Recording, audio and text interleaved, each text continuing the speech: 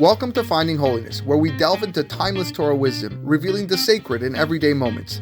Join us on a journey to elevate your spirituality and discover holiness in every aspect of life. I'm your host, Rabbi David Kadosh, and together, let's embark on a path of spiritual exploration. I hope you enjoy this next episode. Okay, with your permission, I'd like to finish Hilchot Deot Perek Dalet today. Even I might go a little bit past our time, just so that tomorrow we can start with Hilchot Purim.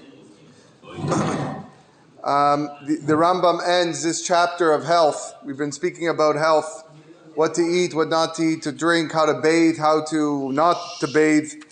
He ends off with certain laws regarding marital intercourse. And this is also a part of life.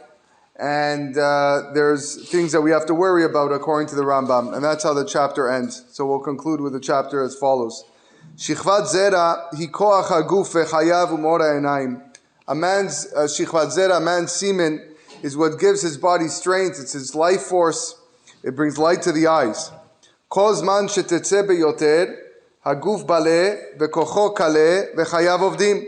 And therefore, if a person emits semen, an abundance of semen, too much, then the body weakens, his strength weakens, and he loses life. Hu she'amar Shlomo b'chokhmato. This is what Shlomo HaMelech says in Mishlei. Al titen lanashim chelecha.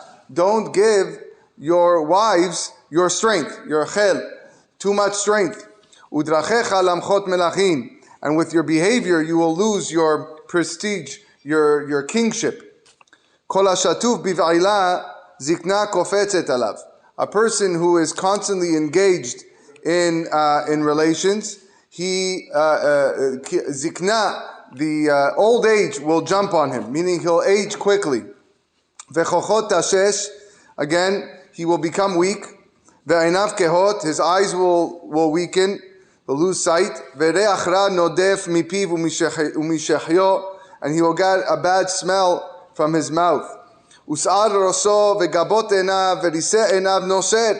His hair will fall off, his eyelashes will fall off, his eyebrows will fall. Us'ar zekano ve'shechyo us'ar aglav raveh. And his beard and his underarms and the hair on his legs will thicken. Shinav noflot, his teeth will fall. Ve'arbe ke'evim chutz me'elu ba'in alav. And a lot of other pain comes as a result of this. Amru chachmei arofim. The wise doctors say, Achad me'elef met bishar cholaim. One out of 1,000 die from other illnesses. Ve'ha'elef merov tashmish. But 1,000 of them die from too much tashmish, too much relations. Lefichach tzarich adam lizaher bedavar zeh im ratza lichyot betova.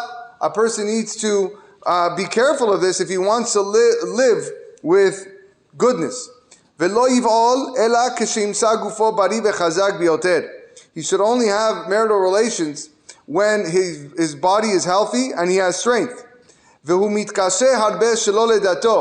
And he is erect even when he's not paying attention. And even though he starts thinking about other things, but the erection is still there. So you know that's the time he needs to engage in the relations. He feels heavy below. And his body is warm. That's the person that needs to have relations. And in fact, it brings him healing because his body requires it. A person should not have relations when he is totally satiated and not when he is hungry. As he said previously in other things, make sure that he eats and the food is digested.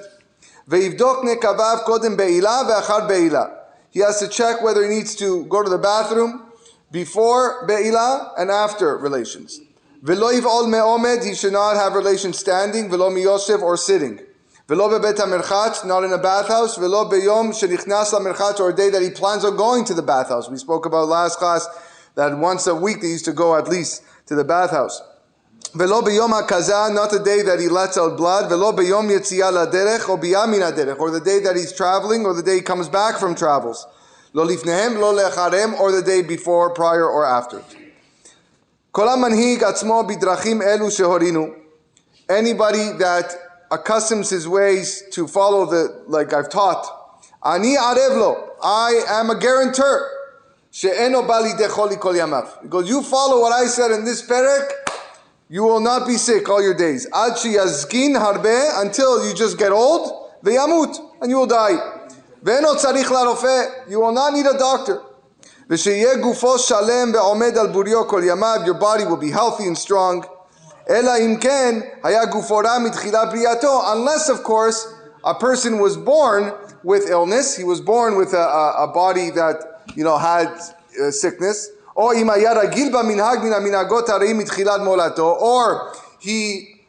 behaved and accustomed himself to things when he was young that he shouldn't have. So that still has an effect. Basically, what the Rambam is saying, that yes, what I do, if I smoke or I do things when I'm young, it does have an effect when I'm older, even though I may have changed my ways. Or if, God forbid, there's a plague, there's a COVID, and then it starts wiping out people, he goes, then I can't help you, right? You can remain healthy, but if Hashem sends a makat dever, you're on your own on that one, okay? All these great things to practice that we spoke about. Right? You do this if you are healthy. If someone is sick, if he does get sick, or one of his limbs are sick, or a person who just lived improperly for many years, there is remedies. There's ways to treat this. Each one according to its sickness. He goes, we'll explain this in the book of remedies, which is not in the Yad HaChazakah. It's another book. I don't know if we have it in print. He says you should know that whenever you change your constant, whenever you start doing things differently in life, that's when you start experiencing some sickness. So if things are working for you, and then all of a sudden you want to just do something else, that's when your body will react differently and will probably bring you some sickness. Any place that does not have a doctor, because